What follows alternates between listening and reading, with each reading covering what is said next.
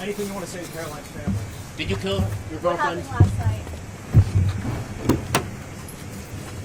Anything you want to say, Royce? Where are you going to take the body? Did you cheat on her? Royce, what do you want to say?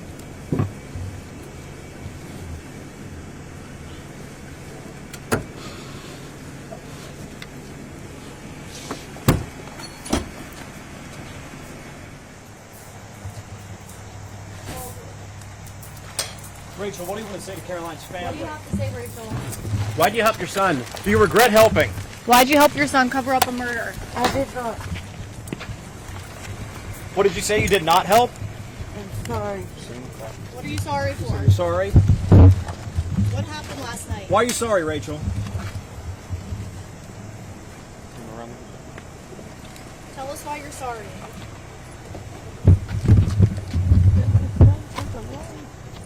You said your son took a life. How did he do it? Where are you going to put the body? You said you're sorry your son took a life? Why did you help him?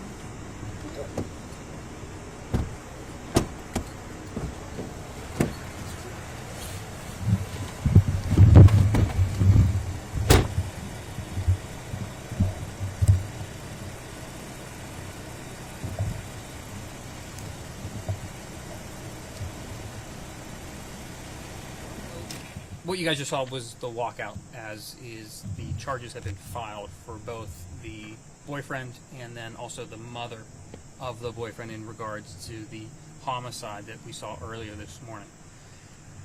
We know we had an updated presser for you guys just that the charges were coming, and then we had the individuals in our possession of custody. Now the charges actually got filed through, but through the appropriate manner. We can talk about that more. Now you guys had a lot of questions about how these all connect, and you know, you guys will probably get this paperwork in the meantime, but we can talk about it a little bit more here tonight. So what we had earlier upstairs was the kind of what happened at midnight. Down California PD got the call out to check the vehicle. Now we got to back up a little bit more than that. What happened before California gets that call to check for the vehicle? So after a plethora of investigations and interviews and checking cameras and putting all these pieces together of all this evidence that we were able to really hone in on within that 12-hour period, kind of paints a better picture for our investigators who worked around the clock on this investigation. What we kind of put together was late the last night after a family party, her and the boyfriend get together. They're a younger couple, talking about how relationships can continue, maybe in a college setting. Somewhere that conversation probably goes a little bit south. Towards the end of that conversation between boyfriend and girlfriend, he goes inside and grabs a large knife from the kitchen. Comes back out and proceeds to stab her in the chest area. At that point, she falls out of the vehicle.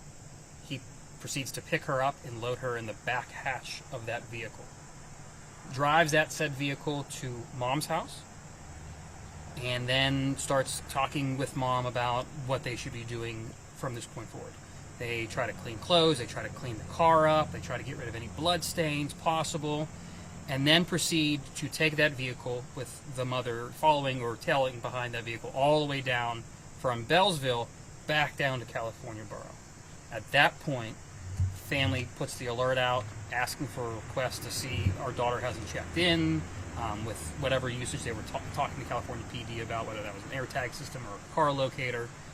And then that's where we pair it back up with the story here just after midnight with California PD locating that vehicle, noticing the blood in the vehicle, entering the vehicle, seeing her body in the back hatch still, and we were able to pair that all together within that 12-hour period to file those charges accordingly. And then, as you've seen, those two are being sent right now for a magistrate.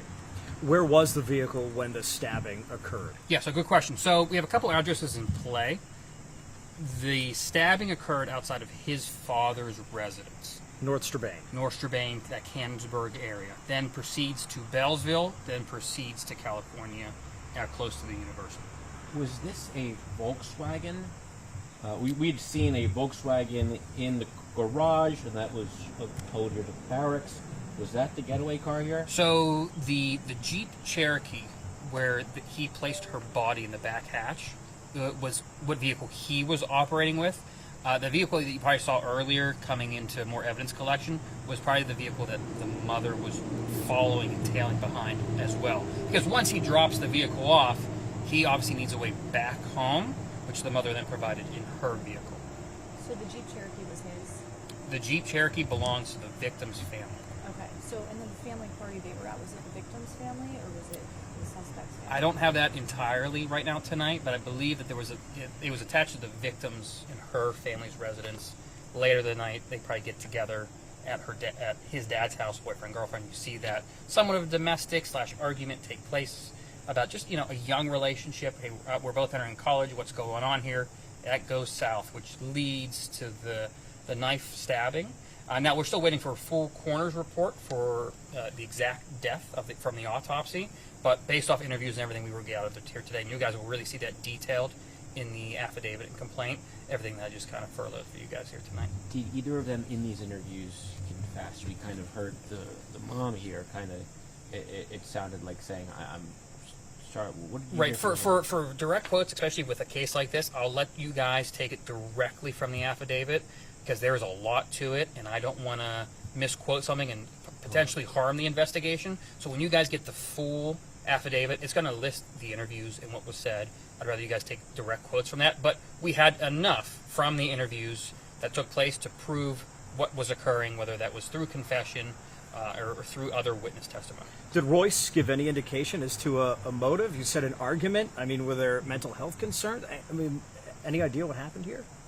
I mean, it's $1 million question. We can interview all day, and if we only get it back to 80% of the story, we're always going to be missing some component of it until we can piece things together in a longer fashion.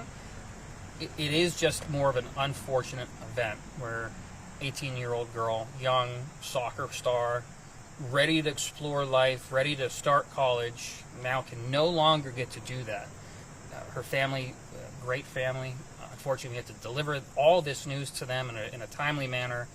It really just is probably the most, not the most, but one of the most unique homicides within our county in quite some time. It's a little bit personable. It's way different than some of the other domestic relations we get. We're talking about an 18-year-old girl that was ready to start life, and now she can no longer get to pursue her dreams, which is really unfortunate. Is there anything you can share with us about the reaction the family had when it was discovered that it was Royce, somebody presumably who they know? And those are always great questions. I never give out that information with family reactions because they are experiencing this on a completely different scale. They might be watching this at a future time. I don't want them to have to relive the bad memories. If you want to go and dig and maybe talk to some family members, I'll leave it up to you, but I'm never going to relay next of kin notifications. Unfortunately, it's just something I never do in an interview. I apologize. We found what looked like Royce's TikTok where there were reposts of discussions about cheating. It wasn't all fully spelled out yet, but did it sound like, first of all, did your investigators look at that TikTok account, and is there any indication here that she thought he had cheated, and maybe in terms of what led up to this? Yeah, so like I said, I'm just one gear of the watch, and there's a lot of moving parts for this investigation, whether that's FSU collecting, right? I say the knife, the vehicles, the fingerprints. It's the criminal investigators who are in these interview rooms for 2 to 3 hours with both parties and then gathering all the cameras. So there's a lot of moving parts. So I don't have that for you tonight. That's something that comes out later. I'll be able to share that. But for within a 24-hour whole recap, right, we're pushing 7:40. By noon, we already had the suspects at our station. Even before that, interviews were taking place. We really tackled this in a really unique and quick fashion, which is really impressive to our major case team and the whole unit. Was the murder weapon found? That's the knife? Yes, correct, sir. So was there any history of abuse in their relationship? Upon looking at some state records, we can always look up previous addresses. There were some previous calls to the address, but nothing to really this scale, and nothing really pairing with the true victim and the boyfriend. It was more family-to-family relations with previous calls, but nothing to this standard, no. No other family members are facing charges, correct? Not at this time, no. Is anyone else being looked at? Like I said, it's still a very fluid investigation. We have to get all of our parts together, get that in correlation with the DA who was here all day with his team. So if something comes up tomorrow, because we got more work to do tomorrow, and even tonight we're still pulling a bunch of data, whether that's from any technology, phones, anything that we were just talking about. We have to look at all that now. It's part two. We had enough to prove what happened, to prove the charges. That's the whole point of, probable cause in an affidavit. Now we get to look at, okay, now part two is court's going to be coming, right? The arraignment, the trial, who knows what's coming. We have to really beef up our entire investigation for that process now. Are both mother and son talking to you in terms of the interviews? I know you want to get into them, but were both of them talking? As I go to the idea of Yeah, like I said, you'll see that in the paperwork, but they were not really close to each other at any point inside of our building. Different floors, different areas, and never even saw each other. Even through the walkout, they don't even know where each other are. So that way it's totally separated. That way our interviews are completely 100%. There's nothing interfering with it. But they were forthcoming with investigators. Yeah, so we, early on, because there was a lot of stuff that kicked off on social media, whether that was from other people you guys might have talked to that released stuff, and I get that the borough and the university could be somewhat of worrisome. We knew very on we had to contact really domesticated parties, right? Is she dating anyone? Let's talk to all the family members. And then we were able to pinpoint, hey, we're going to start talking to the boyfriend and the mom after we saw a bunch of cameras and surveillance of this looks just like the two. We were able to really hone in on that, knock at the front door, and then bring them back to the station really early this morning. I said then we did about 2 or 3 hours of interviews, had the presser with you guys just afternoon, and then all the paperwork took place, and then you saw them now being transported. And to they were jail. arrested together at the mom's house. So the incident occurs at the dad's house. Yeah, so They're arrested. arrest is a pretty aggressive Taken term into for custody. that early. It's Yeah. more, hey, we need to come talk to you at station. So not a full arrest. However, I do have those charges for you if you Yeah, guys sure, want them. if you want to read them. So Royce is getting charged with homicide, tampering with evidence, abuse of a corpse, conspiracy to commit tampering of evidence, conspiracy to commit abuse of a corpse, and obstruction of justice.